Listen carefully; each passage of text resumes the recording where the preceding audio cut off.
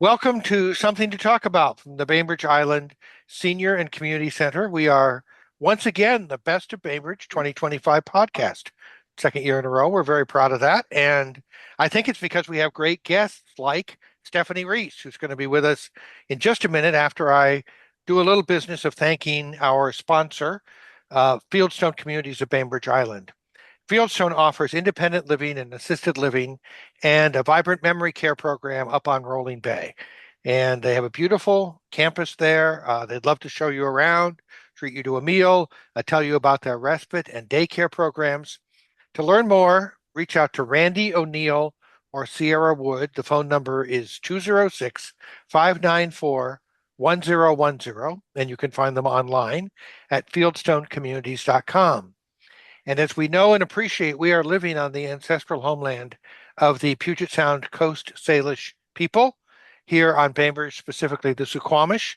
And we are grateful for their stewardship of these lands and waters. And as latecomers and folks who historically took these lands, we should be better stewards ourselves and honor those who have been here since time immemorial. So thank you, Salish Sea natives, for helping us be good stewards. Stephanie, you are a joy and a gift to our community. Thank you very much for joining us today. Um, I know that you have an event, as you often do. You have an event coming up later this month.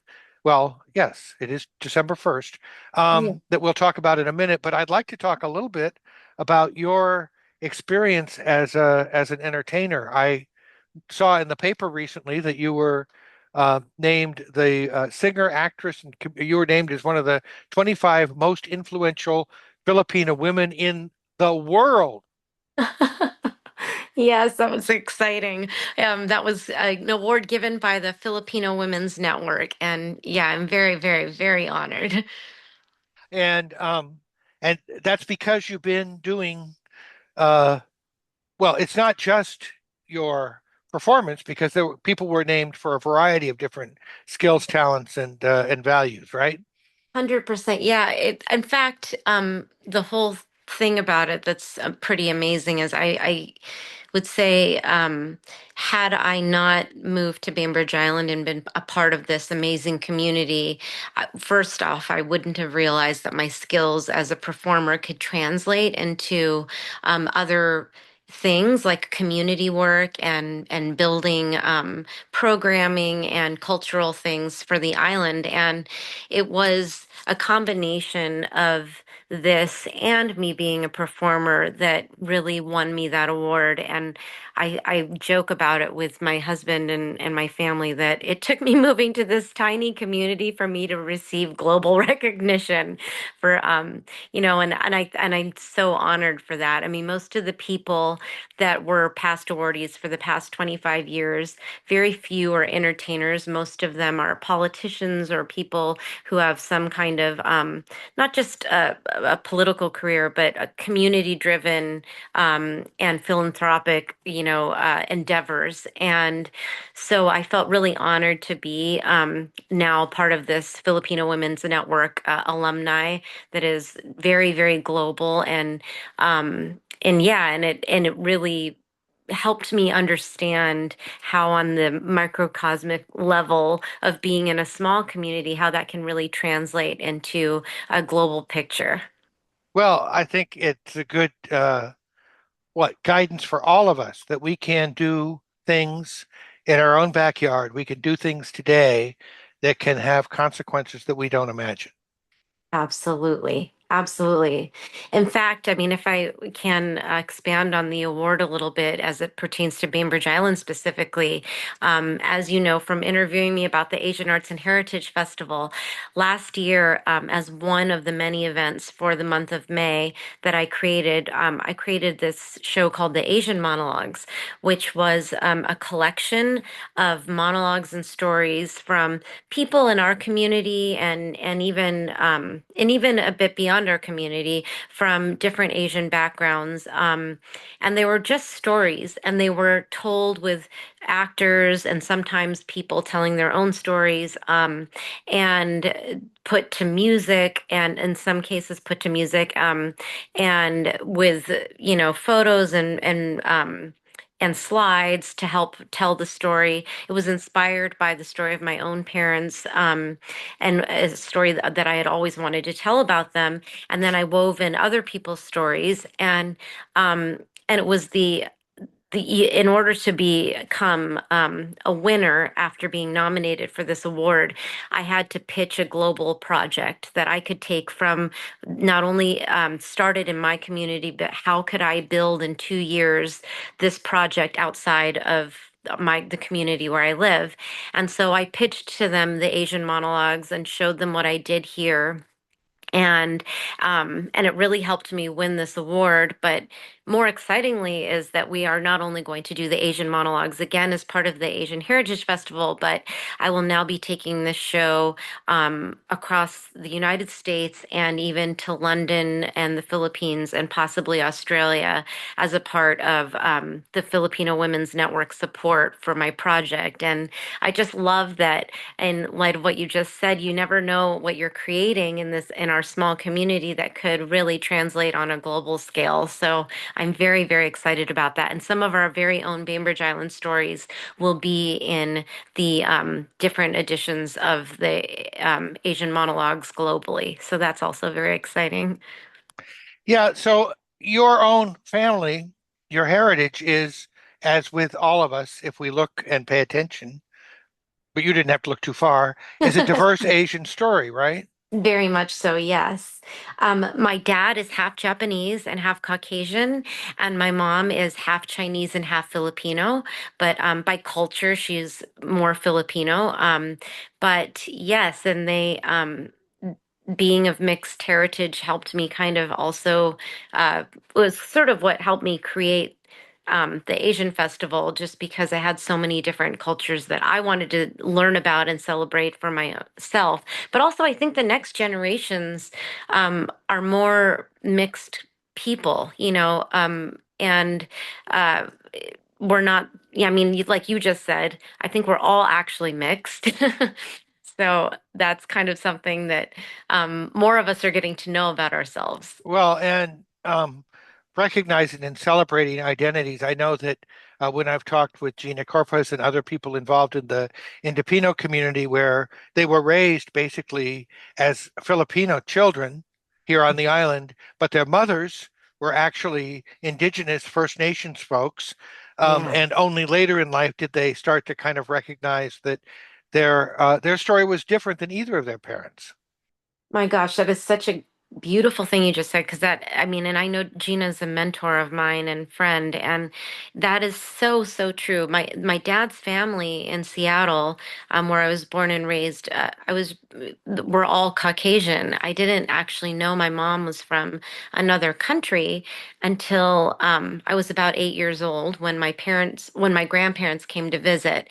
And that wasn't because my mom necessarily didn't want to tell us about her culture, but unfortunately, because of prejudice and things that my Japanese grandmother went through, she forbade my mom to let us know about our culture because she wanted us to fit in as American kids and into my dad's family. And so, yeah, so I grew up not really understanding who I was, until much later. And then even when my grandparents from the Philippines did come over, it was a confusing moment of trying to like make sense of seeing your mom speak another language and knowing that there was this whole other world.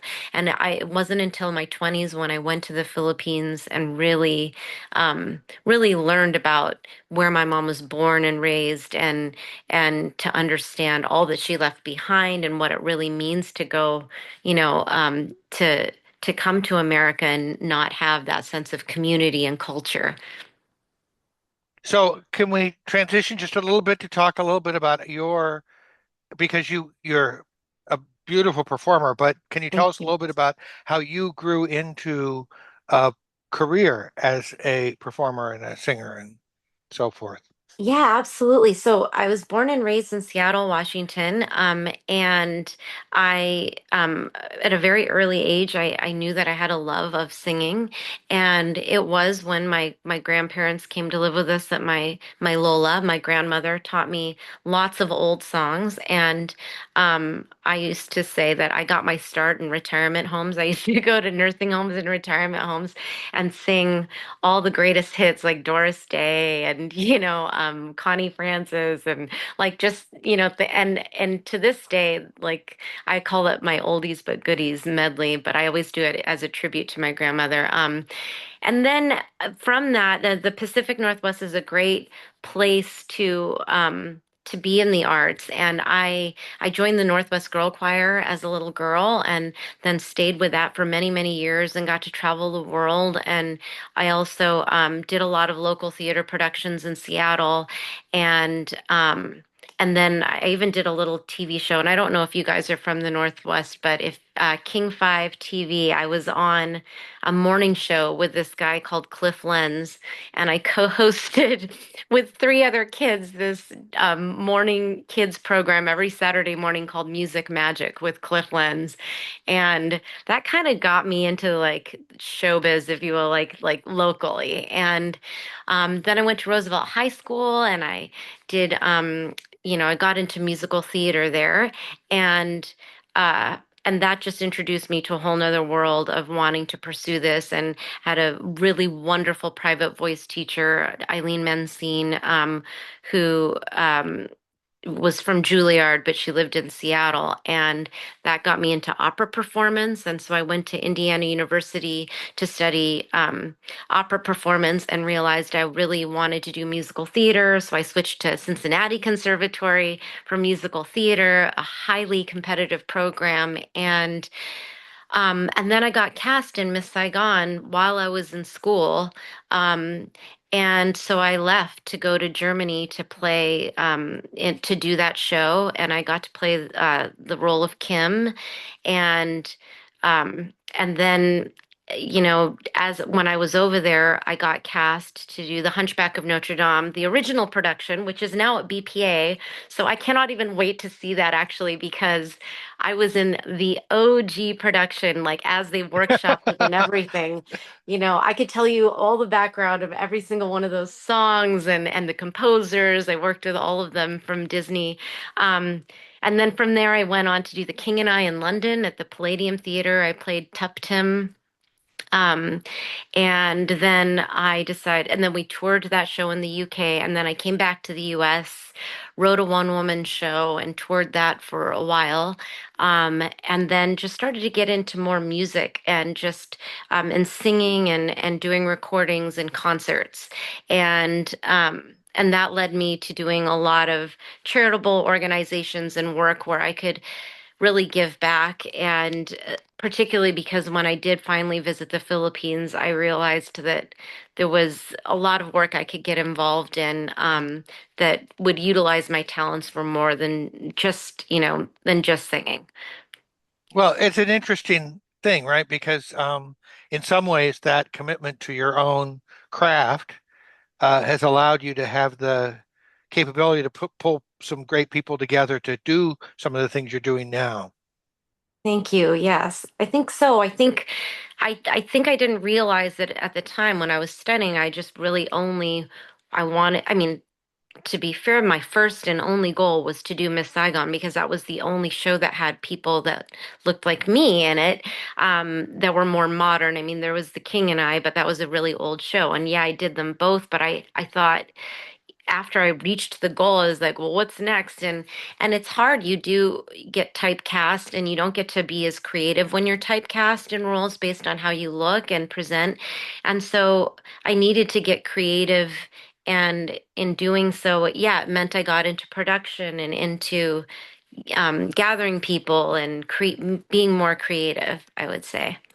Well, and I think you've been probably your signature move at our local arts and entertainment has been the creation of this Asian Arts and Heritage Festival, which, as I think I talked to you about the first year you were doing it, it was like there kept being more voices Yes. and communities that were stepping up when they heard this was going on, which is, Yes. I mean, it was a little overwhelming. Very. You can ask Patty. We were all over. You know what was so beautiful though? We were overwhelmed for sure, and especially year two. This year will be year three. From year one, which was about 4 events, we went to 18 events in year two. Um, but that just means that the community had a need and a desire. I think that just there was no place, I feel like I was maybe the person who started it, but it's very clear that the community wanted it and needed it all along, and there was just nothing cohesive bringing us all together. I'm so excited for and this year we have a new group that's joining. There's a Pakistani group that Oh, is yeah, that will do a heritage night. Um, and I feel like people, yeah, come forward out of the woodwork. We just keep adding more and more culture and events. It's very, very exciting. well, and it sounds like this year, actually, just to think a little bit in the future, the next festival, I think you're planning to try to do it down here at Waterfront Park. We are. We're so excited. And I heard that we have a commitment from the senior center to Yep. also help partner with us. So we're so excited. Thank you for that. We are so excited to move to there for so many reasons. It's just more accessible from the ferry, although we loved doing it at the Filipino Community Hall because it's nice and cozy there. But with all the partnerships that we have from the Creative Arts District and Winslow, it's just a lot easier for us to get more people to see all the things that we have to offer for the big festival day. Well, and with so many participants being able to manage doing things at different times, Yes. it's going to be nice to have a little more space for sure. Yes, absolutely. And then I found, I don't know if you want to say much about this, but I found that you had done, speaking of podcasts, this Citizen Sister Yeah. podcast. I don't know whether it's sort of how active that is. I've been releasing these days about once a month. I used to be releasing about, and from doing a podcast, the consistency of releasing stuff is pretty important. And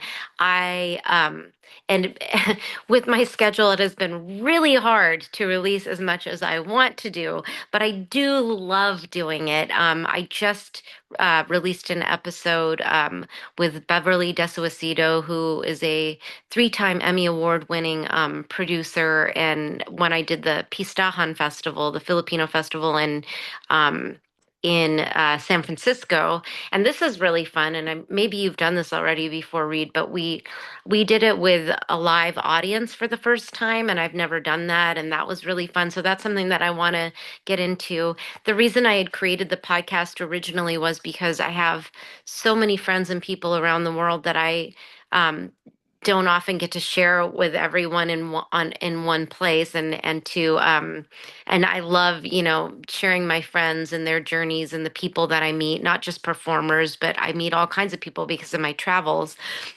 And so that was my original premise for creating the podcast. These days, I think, and part of the reason I have been a little less consistent is I think maybe, and not to get political, because I really don't like to do that, but the word citizen brought in a lot of people inquiring about the podcast and kind of made me rethink like it wasn't my original intention to do anything political, but by calling it Citizen Sister, I got a lot of people writing and asking me if I was going to talk about immigration and more cultural things and about America and I'm not saying I'm going to do that, but I thought that I might do. Maybe a little bit of a sub-series in there that has more to do with cultural things and yeah, immigration. Yeah, I mean, it seems to me as though one of the soft ways that we address this is in a lot of even just the Asian American or Asian Arts and Heritage Festival. You're starting to look at the idea that we all bring heritage with us. And Yes. yes, this is a time in our cultural life as citizens where we are being challenged to define what is a citizen. And I think that we are at risk of losing a great deal of rich wealth if we aren't um, thoughtful about recognizing that we all bring a lot of great stories to this cooperative community, which is exactly what the Arts and Heritage Festival is about. Well, thank you for saying that. That is so true because the whole premise of that podcast and one of the last questions I ask every guest is what makes someone a citizen of the world? Because really we're just humans, and we're not really citizens of anything except to, our communities. And that's a global thing. I once met this woman. She's wonderful. Her name is Dr. Jim, and she connected me with the United Nations to sing for the World Humanitarian Summit. And we met in New York. We just met up in New York. We met in Malaysia originally, but when we were in New York, she's like, "Oh, I'm about to give a speech." And I said, "What's your speech about?" And she said, "About the human right to migrate." And I said, "Wait, what does that mean?" And I found that so interesting. And she said, "Well, back when we were all just humans living on the earth, if there was famine or disease or something with the weather, you just walked. There was no line or boundary. Walking was your human right to survive." And I was like, oh, my mind was blown from such a like one sentence that I was like, oh my God, I think we all need to hear your speech, Dr. Jim. So we're running a little bit out of time, and I want to talk, I want to ask you to talk a little bit about the upcoming gift of giving. Yay, thank you. Yes, sir, I can talk forever about every subject. So the gift of giving, I am so excited. This is our fourth year of doing this gift of giving concert. I have my little flyer here just to show the audience, which I'm sure Reed will share with everyone. I've done this now on the island for 4 years, but I've been involved with Feed to Succeed for about, 10 years or so. I actually maybe more close to 13 years. The Feed to Succeed is an organization that was founded and created by three little girls that I knew since they were, I don't know, really, really pretty little. But they started it when they were 12 or 13. And it was because they took a trip to the Philippines for the first time. Their parents are from the Philippines. And when they met kids at a school where their grandmother had been the principal, they saw that all the kids who were their same age looked like they were 5 or 6 years younger, and because they were so tiny. And they learned that that was because of malnutrition. And I get emotional as I talk about it because I'm so proud of these girls are now young professionals. But they started this movement. They brought back this idea to their school in Los Angeles and said, "Hey, let's all raise funds to feed kids while they're in school."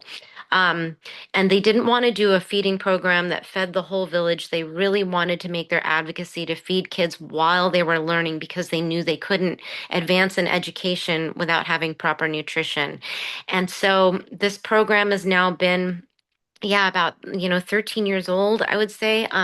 I brought it to Bainbridge Island. I By doing a concert, I bring in artists from all over the world every year. This year we have Bishop Charles Lyles and his daughter Doree Lyles. Doree and I used to tour together in Germany. She was a weather girl. She sang with Natalie Cole. She sang with Barry Manilow. And her father, Bishop Lyles, is an incredible soul singer and gospel singer.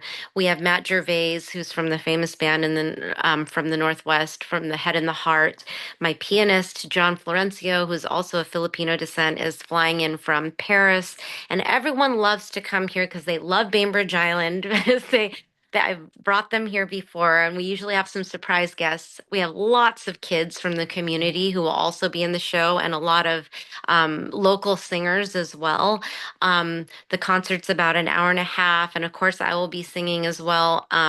And we offer it for free to the public. That we ask for a $20 donation if people can afford that, and if not, we still want families to be able to come and to just experience the opportunity to recognize people on the other side of the earth who are in need of not just our money and our support in that way, but just to recognize that there are people who outside of our community that get forgotten, and it's just through word of mouth. And I think sometimes we think everything is about just donating money and donating time, but sometimes it's just human recognition and saying can do a concert in honor of people who get forgotten and lost sometimes in the fray of how things are in the world. So it's December 19th. It's at Grace Yes. Church. If somebody wanted to register, is that encouraged? Yes, that is highly encouraged. We have quite a lot of pre-sold tickets already, and by pre-sold, I just mean reservations. You can go to you can go to feedtosucceedfund.com, but we have a Give Butter account that I only have the QR code for the Give Butter account.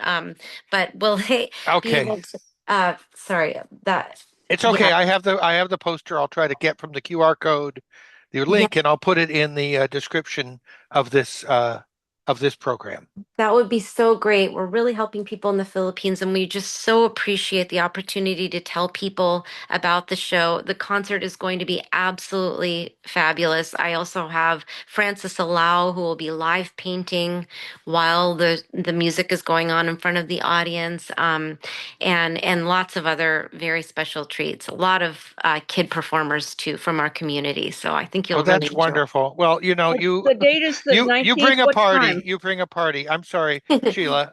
I was wondering what time, Stephanie, is that? Oh, 7 p.m. 7? 7 7 p.m. to 8:30 then? On At this. Grace on the 19th. Yep. Correct. What about the other one that you were talking about? When is that? What, the Asian Arts and Heritage Festival? Yeah. The Asian Arts and Heritage Festival is the entire month of May, but the actual big festival finale that will be at the Waterfront Park is on May 31st. May 31st. All Okay, right. but I want people to remember December 19th. December Thank Yeah, you. 19th. Yes. Thank you so much, Stephanie. I appreciate your time. Thank you, Sheila, for joining us. Yeah. And anytime you have something you want to share, please let me know because I'm doing these more than once a month. So you know how that can be. Oh my gosh. Thank you so much, Reed. Thank you, Sheila. Thank you for taking the time to have a wonderful It conversation. is always a pleasure. Okay, Stephanie Reese.